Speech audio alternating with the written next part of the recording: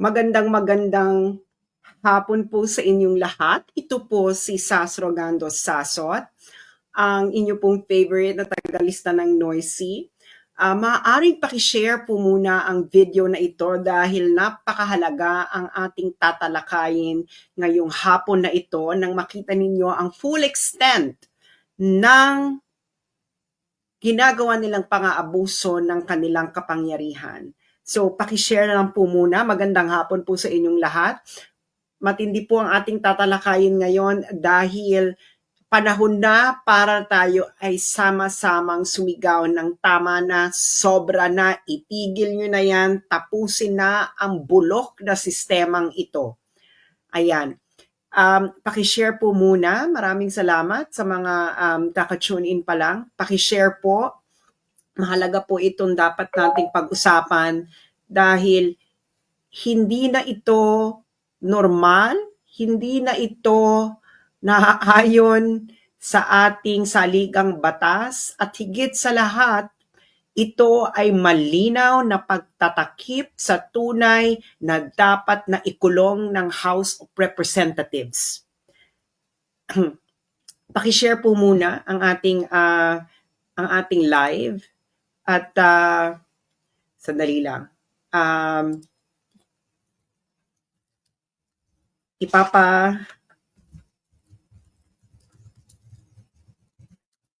Para malaman ng lahat. Okay? So ito na ang ating gagawin. Alam niyo naman po ang mga nangyayari sa ating lipunan ngayon. Nakita niyo na po ang kanilang ginawa kay dating Pangulong Rodrigo Duterte. Kahit ano po, babaliin po nila ang batas para po masunod ang kanilang gusto. And clearly, that's what they are trying to do right now with the vocal supporters of President Duterte. Ayan. Ano po ang ating sinasambit dito? Ito na naman po ang papakita ko lang ang balita at makikita niyo talaga ang sabwatan dito ng media, no? At ng mga hunghang na ito. Okay. So ito ngayon, sunod-sunod silang nagbalita. Ito, News 5. Sabi ng News 5, possible ipasight in contempt at i-detain ng Tri-Committee ng House of Representatives si Trixie Cruz Angeles, ang dating kalihim ng Presidential at Disinformation.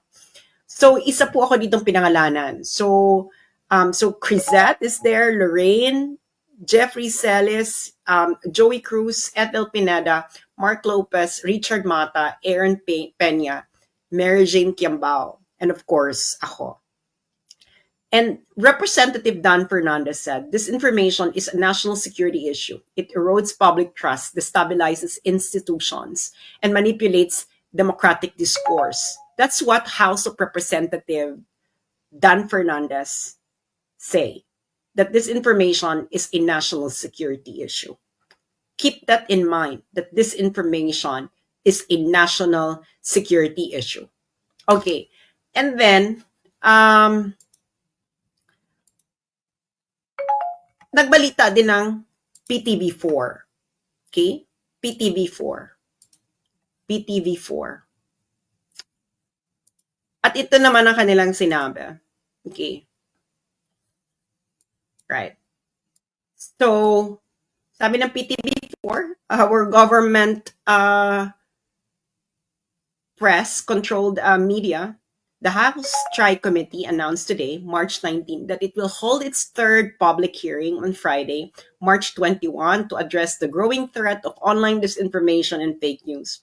A total of 11 social media personalities, vloggers, including former Communications Secretary Trixie Cruz Angeles, face possible contempt and detention if they continue to ignore the probe.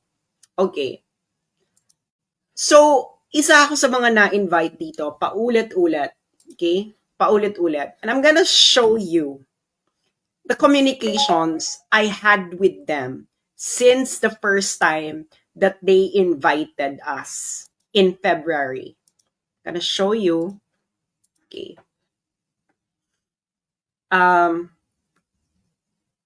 I hope that you could see this. No, this is our communication. Okay, as you can see, we've been communicating since February 4. Since February 4, February 4, February 11, February 18, February 19, February 20, and then today. Today, I receive this.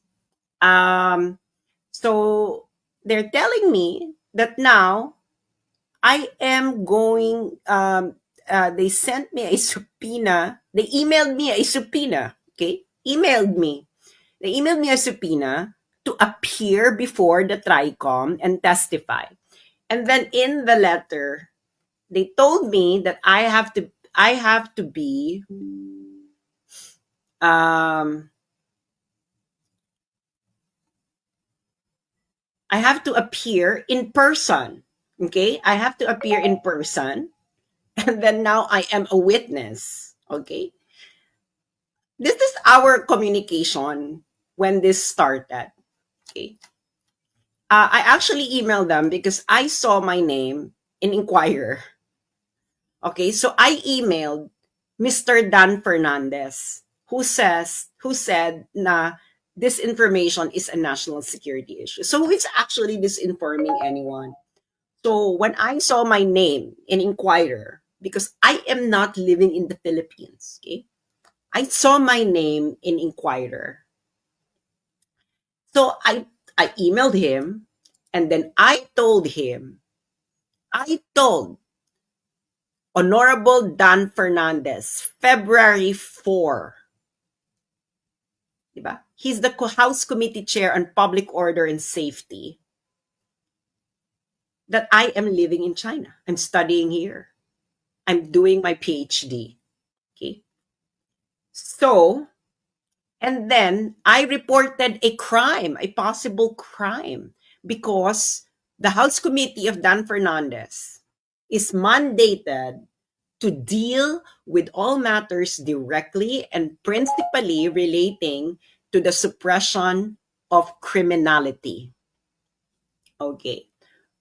So I informed him about a court decision in the United States establishing as a material fact that the House Speaker received a bribery from Okada during his first few months as House Speaker in 2022. Ano yan? Have you seen it? I even gave the link of the decision of the court in the United States. I even gave them a PDF file. So February 4. Okay. And then they sent another message inviting me. Okay. And I replied again that I am living in China. I'm not based in the Philippines, etc. Okay. And then our communication went on. Okay? Kasi mainstream media made it appear that I don't want to attend when clearly I told them that I am based in China. I have not been living in the Philippines since August 2022. Now, the House Committee on Public Order and Safety replied, "This is to acknowledge the receipt of your emails." Emails! A lot. "We shall inform you once we have received instructions from the chairpersons regarding your appeal to participate virtually in the succeeding committee hearings." So they know. They know that they have to make arrangement for Zoom. Okay? Because they allowed other resource persons to participate in Zoom. You can watch their hearing. There are people via Zoom because they are living outside the Philippines. One of them is Dr. Ong, who is based in the United States. Okay. So they know. So mainstream media would like to paint me that I don't want to attend when clearly I have been in communication with the committee telling them that I am not based in the Philippines. And then I even told them that I am willing to attend via Zoom. Now, so what do you think they really want? Hindi ba? Ang linaw-linaw. Everything is so clear. Everything is documented. And now you're telling me that I don't want to attend. I told you I want to attend, but I want to attend via Zoom because I am living outside the country. You cannot compel me to come home. For what? Never committed any crime. That is only an inquiry in aid of legislation. I can do it via Zoom because you actually allowed others to participate via Zoom. So clear. Now, as I told you, I kept informing Congress, the House Committee on Public Order and Safety, in charge of dealing with all matters on criminality, about the court decision in the United States that established as material fact that House Speaker Martin Romualdez received a bribery from Okada.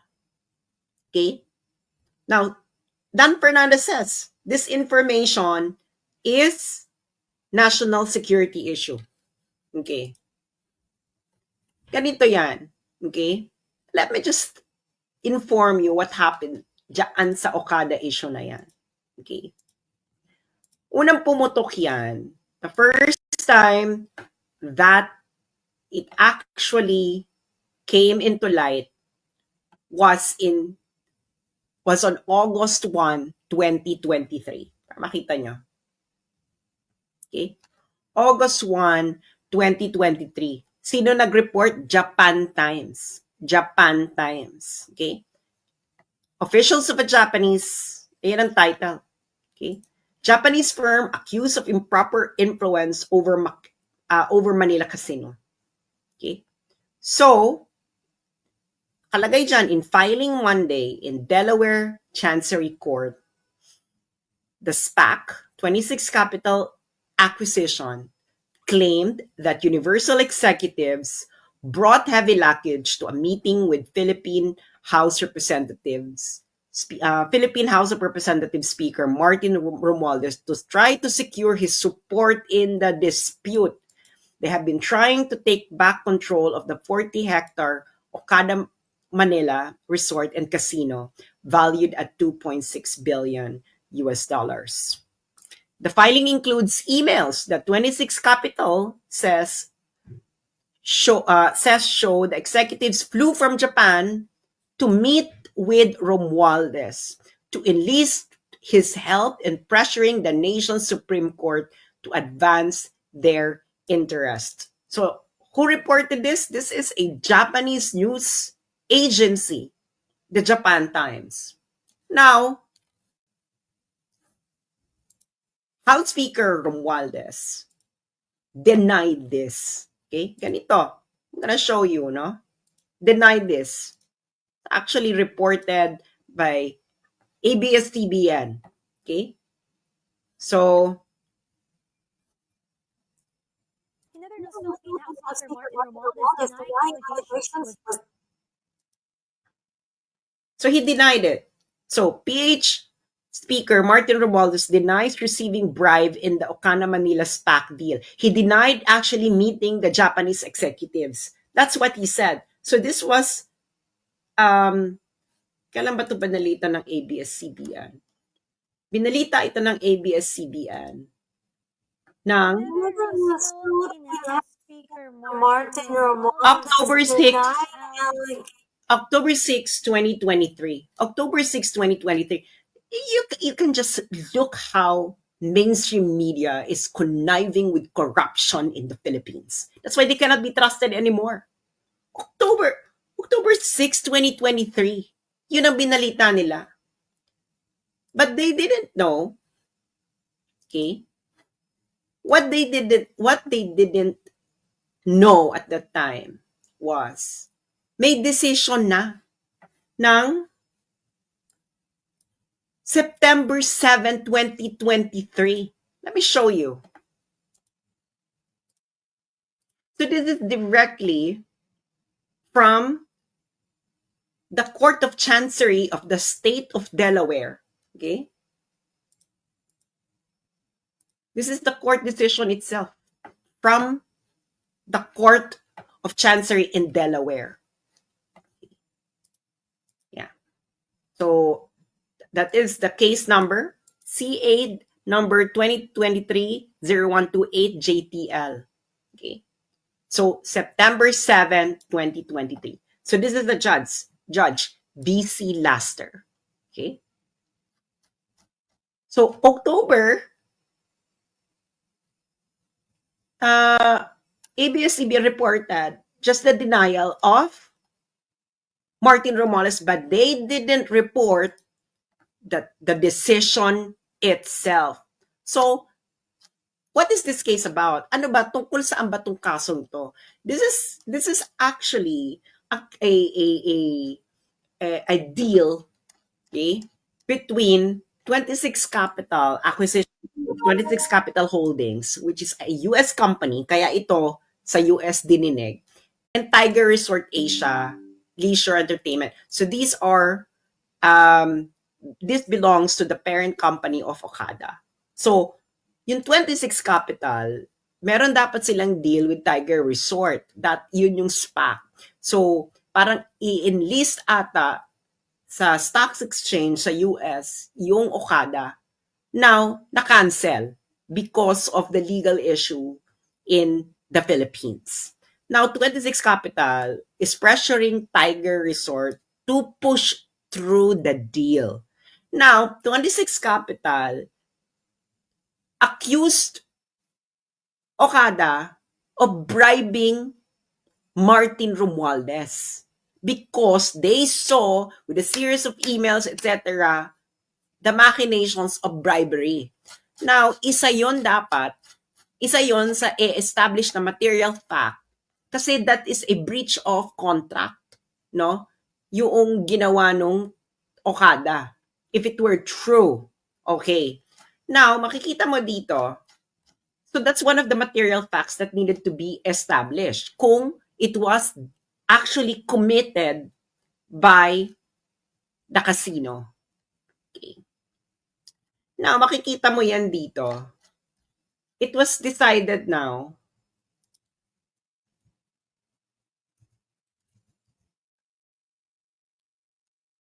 na material fact siya. Andito siya, Part N, the dodgy bargain. Okay? So, as you can see, it was established as a material fact. Okay? This is actually the key finding. And these are all based on documents, witnesses. This is a proper trial. Huh? So ngayon, kita mo, Martin Romualdez denied that this happened, that he didn't meet this Japanese. But in the trial, in the US court, on July 27, 2022, Universal Executive Sato Nobuki traveled from Japan to the Philippines. Another Universal Executive, Hajime Tokuda, scheduled a meeting with Romualdez for the next day. The meeting lasted 90 minutes. This is a court decision. To accommodate the meeting, Romualdez returned from inspecting an earthquake disaster in Luzon. So itong yung mga documents, those are actual documents that the court examined, that the judge examined. The Universal Executives gave Romualdez the letters from 26 Capital and Zama to show that it will be a huge problem if the ruling by the Supreme Court was prolonged any longer. Then they told Romualdez that they wanted to ask a favor of an early resolution. Romualdez then and there made ex parte calls and sent a text to several members of the Philippine Supreme Court, including its chairman. Okay? The Universal executives understood that there were 3 judges involved, with 1 judge on the other side and 2 judges on our side. The Universal executives reported to their colleagues that the pressure by number 2 must be working. Number 2 is what they call Romualdez. Okay? Now, this is what the court found. No one addressed the legality of this type of arrangement in the Philippines. It nevertheless appears that Lazaro and Lorenzana are friends of Martin Romualdez, brokered a dodgy bargain in which they offered to have Romualdez intervene in return for increased control over Casino Corporation's board, compensation of 35,000 per month, employment agreements for the local executives like Yip and Van der Sande, and an item for Romualdez. Okay? Now, the witnesses of Universal is the parent company of Okada, okay, tried to escape the issue of bribery. Okay? They gave the following excuses. Okay? The Okada. So they were there. No? The witnesses of Universal, the parent company of Okada, were there in the courts. So when the judge asked them what it was, they claimed that the heavy luggage referred to original documents from the lawsuits against Okada in Hong Kong that had to be transported by hand because they didn't have a printer anymore in the Philippines.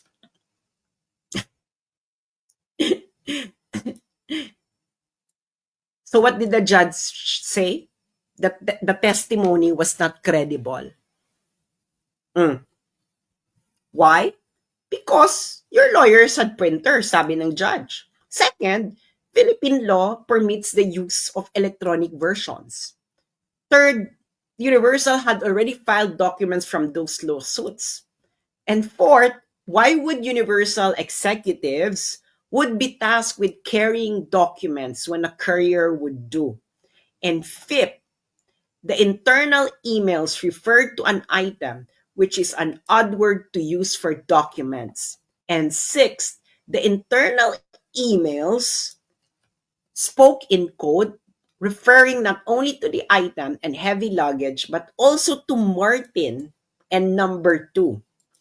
Discussions about court filings do not require the type of subterfuge. Ibig sabihin yung ganyang codes. Finally, when the Universal executives met with Romualdez, they showed him the letters from 26 Capital and Zama about the deal being in jeopardy. Those letters were not heavy. So, the U.S. judge, wasn't convinced that the heavy luggage is not a bribe.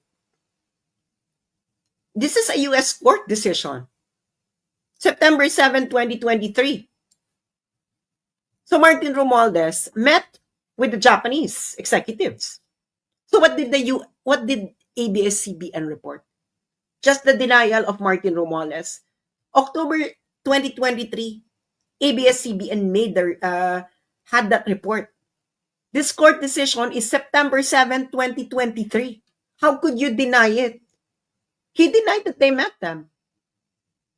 And the court, it's fully documented the meeting.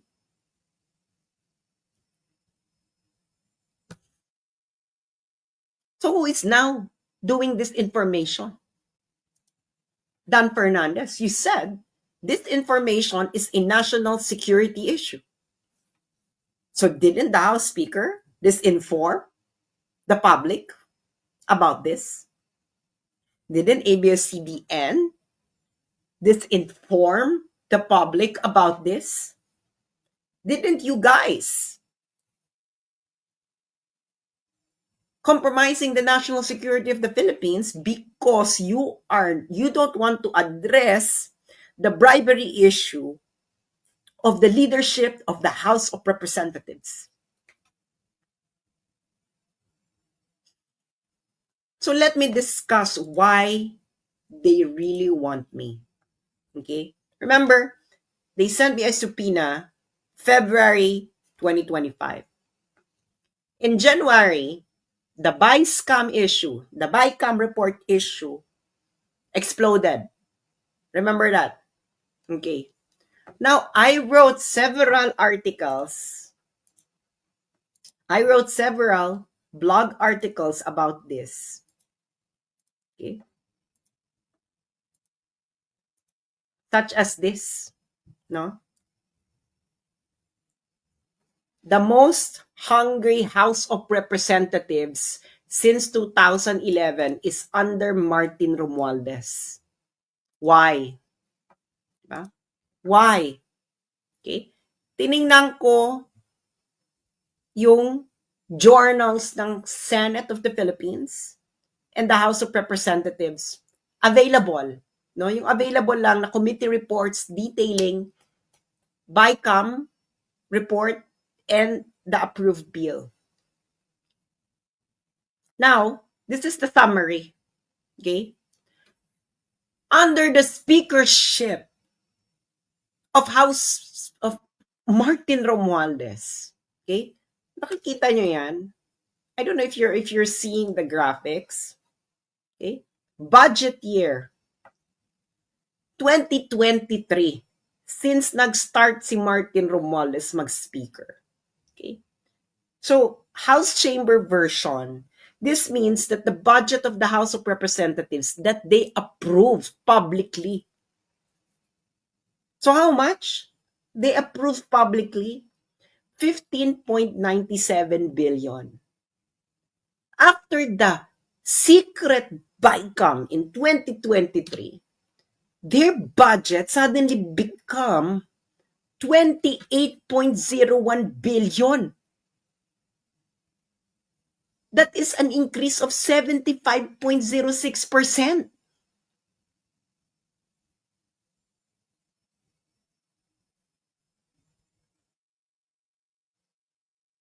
Now, in 2024, their publicly approved budget is 16.17 billion. After the secret BICAM, it became 28.69 billion, which is 77.21% increase. 2025, their publicly approved budget for this year is 16.34 billion. After the BICAM, it became 33.67 billion, which is 105.93% increase. I actually compared this to other House of Representatives, no? Yung available lang nakita ko yung mga 2011 under Feliciano Belmonte. After the BICAM, it only increased by 13%. 2013, under Feliciano Belmonte, it only increased by 8.53%. Under Pantaleon Alvarez, good job Pantaleon Alvarez, it didn't increase after the BICAM. Under Gloria Arroyo, it only increased by 0.08%. Under the first speakership of Lord Alan Velasco, it only increased by 12.86%. Under his second speakership, it didn't increase anymore. But look at the jump during Martin Romualdez. After the BICAM.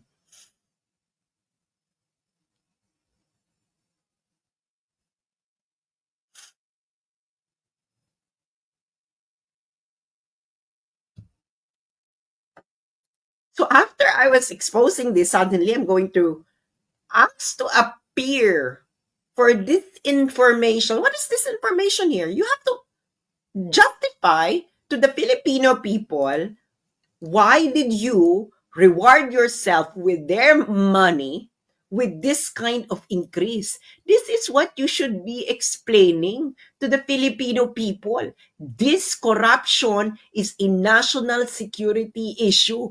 You are the national security issue, because why are you rewarding yourselves with that increase during the BICAM? What did you do to merit that increase during the BICAM? And during your public deliberation, this is what you approved. 15.97 billion in 2023, and after BICAM, it become 28.01 billion. Oh, this is a clear theft.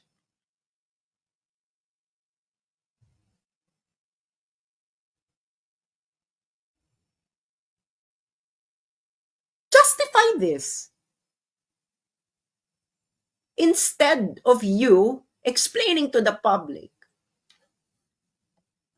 of why you rewarded yourself with several billions. Not just several, no? A lot. 75% increase. Guys, we're not talking about thousands here. We're not talking about millions. We are talking about billions of your money. The money of the working class.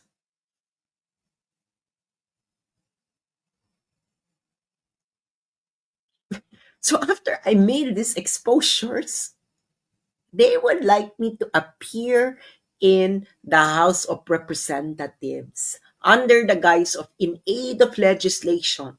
Take note, I already informed them that I don't live in the Philippines, but they want to keep on pressuring me, even though that they could just let me be via Zoom, just like what they do to others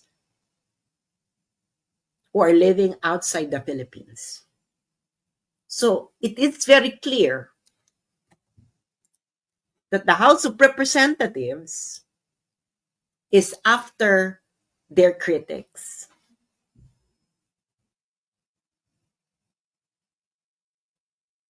Let me just say this to the House of Representatives.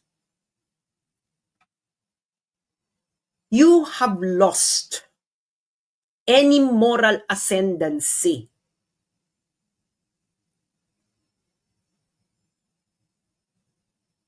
to the Filipino people. You have no justification to continue exercising power over the sovereign people of the Philippines because of what you did to their money.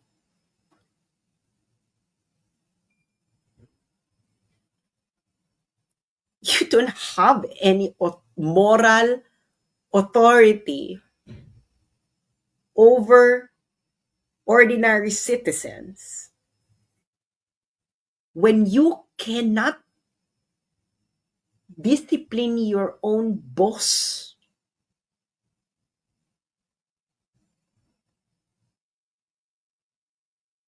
If you are not speaking against the bribery issue of Martin Romualdez, you are tolerating it, or much worse, you might be an accomplice.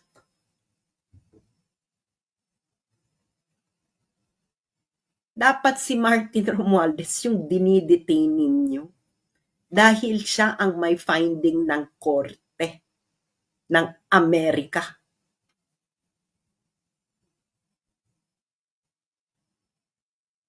And you should be ashamed of yourselves, of what you did to the money of the Filipino people. That is what we should be talking about, because this is a clear national security issue. Because this involves the hard-earned taxes of the Filipino people na walang pakundangan ninyong ina-award ninyo sa inyong mga sarili during BICAM.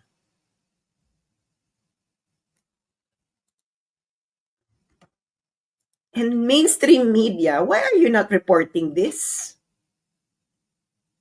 Can you tell us, why are you not reporting this? Why are you quick to report the plan of the House of Representatives to detain us? Why are you not reporting this? Are you still in the service of the Filipino people, mainstream media? How can you justify that? 2023, 15.97 billion, the budget that you approved during public deliberation, and after the secret BICAM, it suddenly jumped to 28 billion? Oh, there is a clear pattern here. This is a systematic plundering of the people's money. What is your justification that during BICAM, your budget suddenly would double?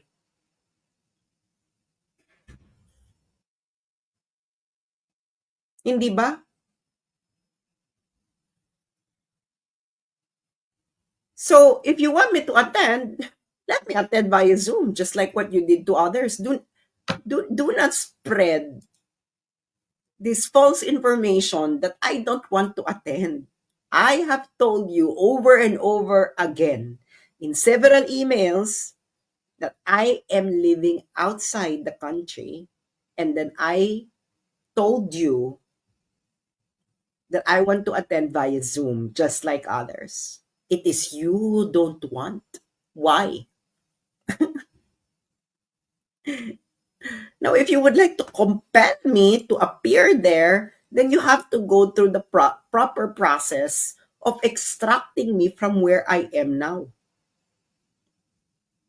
But be sure that your reason for extracting me here would actually pass a real court of law.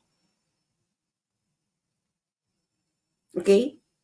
In a country where corrupt officials are punished by death penalty.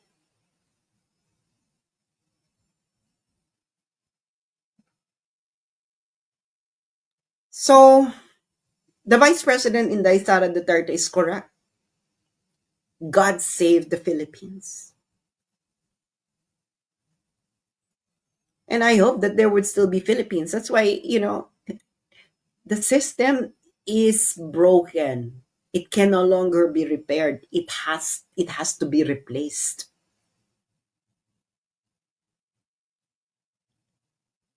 They will just keep on stealing, plundering the people's money.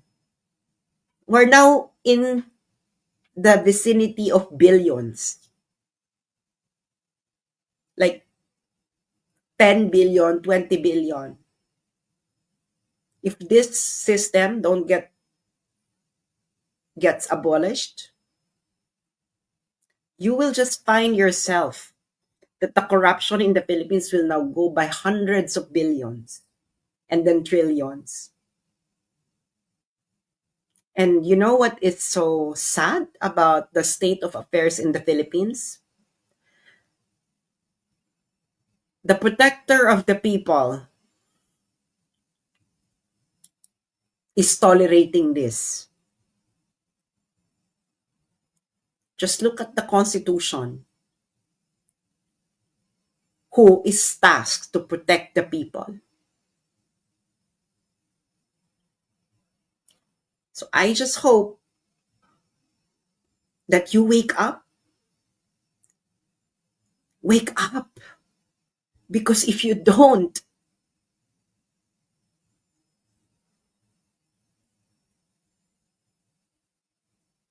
wake up, you're going to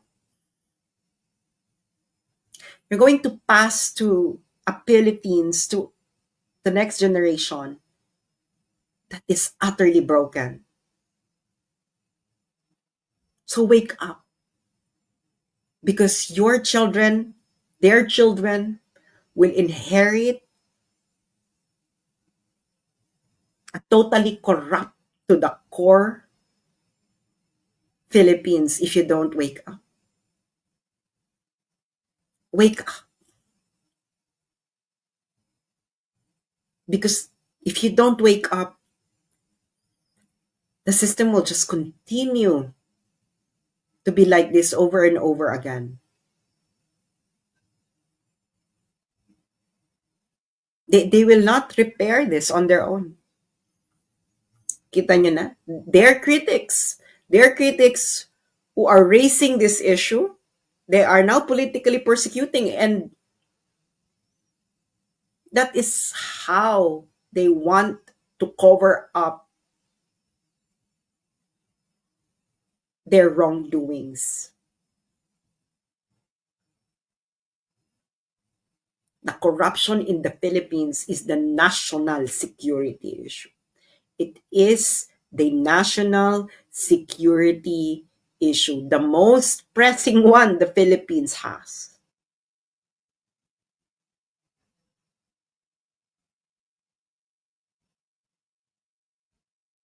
If you still don't accept that corruption is a very grave national security issue, then God save the Philippines. If God has not totally forsaken us, because we are not waking up as a nation to the real condition of our country. Maraming salamat po. This is for the motherland. I